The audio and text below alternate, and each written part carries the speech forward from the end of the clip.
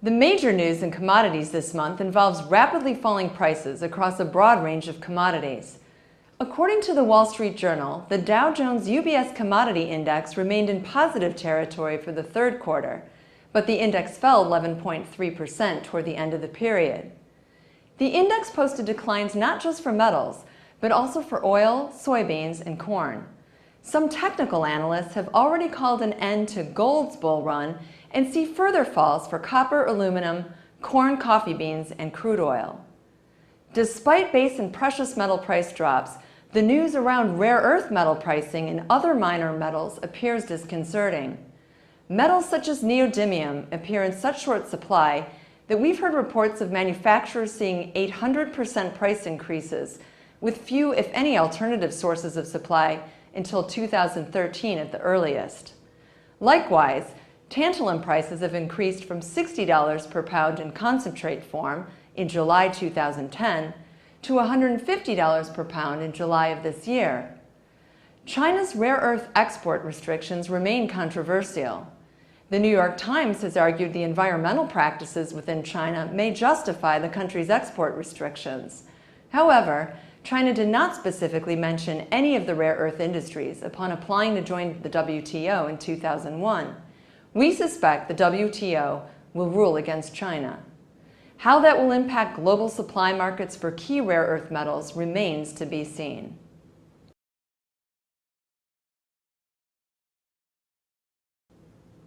Last month, we suggested September often appears to be a good month to buy. In fact, we talked about how we have seen some dips for both aluminum and steel in the month of September. However, when we see general market drops, as we have now seen for the past 60 days or so for a broad swath of commodities, we tend to shift buying strategies accordingly. Let's take a look at the 60-day copper price. Last month, we suggested the Chinese might come in at the market at $88.50 a ton.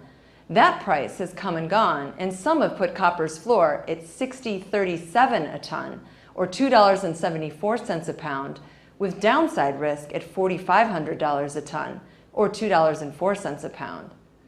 Aluminum also faces downside risk. Some analysts have called for aluminum to fall to $18.28 a ton, or 83 cents a pound. The folks at Harbor Aluminum believe $2,000 a ton, or 91 cents a pound, represents the downside risk.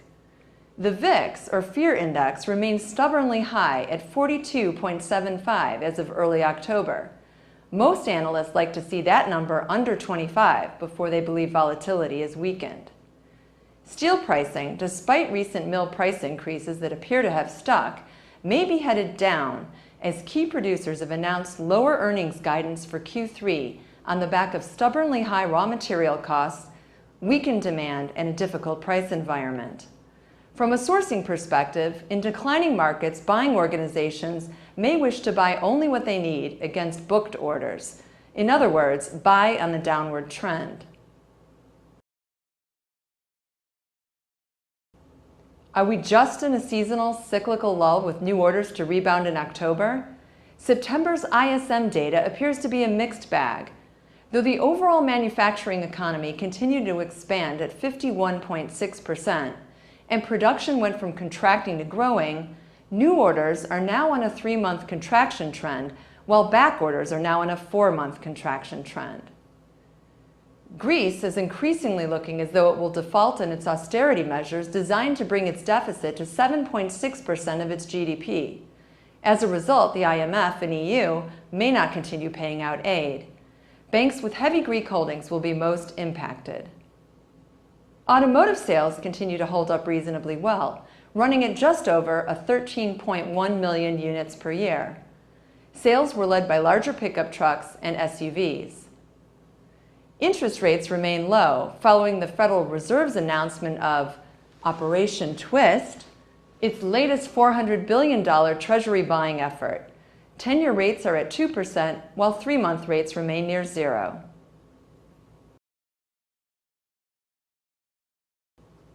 In this month's one-on-one segment, my colleague Taras Berezowski spoke with Tim Brightbill, partner at Wiley Rein. Brightbill recently spoke at the Trans-Pacific Partnership negotiations in Chicago, on how export restrictions and state-owned enterprises affect the U.S. steel industry. So a lot of folks have accused the steel industry of being protectionist, but then we see folks like Nucor and other steel mills going ahead and being part of these free trade agreement talks. Which is it? Why are they here? What is their capacity to be part of these talks, and what are they trying to get out of it? Well, Nucor is here because this is going to be an important free trade agreement. The Trans-Pacific Partnership would put 9 countries together, and if the negotiations are successful, it would be the biggest free trade agreement that's been done since the North America Free Trade Agreement. So it's very important for steel companies, and it's important for Nucor. Nucor is increasing its exports of products. It's a global player now, not just a U.S. player or a North American player. And so they want to be sure that they have an opportunity to get into those markets overseas. They have a lot riding on the Colombia and Panama free trade agreements as well. But there will be even more on the TPP, which is expected to be sort of the gold standard free trade agreement going forward. So are these steel companies at the table at negotiations like the TPP? Are they at the table offensively or defensively? Are they trying to make sure certain things are in the agreements? From your standpoint, how do you see that? Sure. Well, they're definitely trying to make sure that U.S. negotiators are putting certain things in the agreements. Some of them are defensive in nature, and that has to do primarily with the fact that these companies are competing more with state-owned companies and state-owned enterprises. And so it's competition with government-sponsored entities, entities that receive subsidies, that receive preferential treatment, that receive maybe regulatory help, low-interest loans, things like that. So the problem is Nucor and the steel industry can compete with anybody on a fair basis, on a level playing field, but it's difficult to compete against governments, not just companies. So what Nucor is trying to do is to make sure that as we open our markets, that everyone else is doing the same thing, and that these free trade agreements, like the TPP, are negotiated on a fair basis so that it's companies competing with each other, no one getting a leg up from government. Right. Now, we talked a bit before about export restrictions. Can you talk a little bit about how that factors into not only what you're going to present, but how, from an implication standpoint, what the government is looking to get out of that, and the steel industry, really? Sure. Well, since free trade agreements would take regular tariffs down to 0 among all the countries, the challenge is what other kinds of barriers are out there. And one of the things that Nucor has been working on has been restrictions on trade in raw materials, things like iron ore and scrap and coke, all of which are essential to the steel and the manufacturing industries. And the problem is that many countries have imposed barriers to trade on these products, on these raw materials, and it can take a lot of different forms. Some countries put quotas in place and will only let a certain amount out every year. Some countries impose absolute bans, and a growing number of countries impose export taxes. So it's just a 10%, 20% tax on the raw material when it goes out. And of course, that does tilt the playing field. It tends to decrease prices for the country that imposes the tax. It increases prices on anyone else around the world, and it also makes those raw materials harder to get. So we think an important part of any free trade agreement is the elimination of all export taxes among all the countries. Gotcha. Now, in terms of the relationship between the U.S. and China, which is a very, obviously, huge trading partner that is not involved in the TPP negotiations, right. How do you see the trade relationship there changing or not changing based on what happens in this negotiations process? Well, it's true that China is not a party to the TPP talks, but most of the countries involved are players in the Asia-Pacific region. And so it's important to set the rules of the road with these countries so that when future free trade agreements or trade negotiations go on with China, there'll be precedent for what we want those agreements to look like. So on provisions like export restrictions, we want to eliminate them all. On state-owned enterprises, how they'll compete abroad, it would be good to get things right in the TPP and then carry that forward to China, whether that's at the WTO, whether that's at the OECD or some other multilateral forum. Do you think the pressure, do you think there will be pressure on China beyond this? Do you think something really will change for you know, the way that U.S. businesses have to deal with Chinese businesses, and obviously the state-owned enterprises. How drastic will it be, in other words, I guess?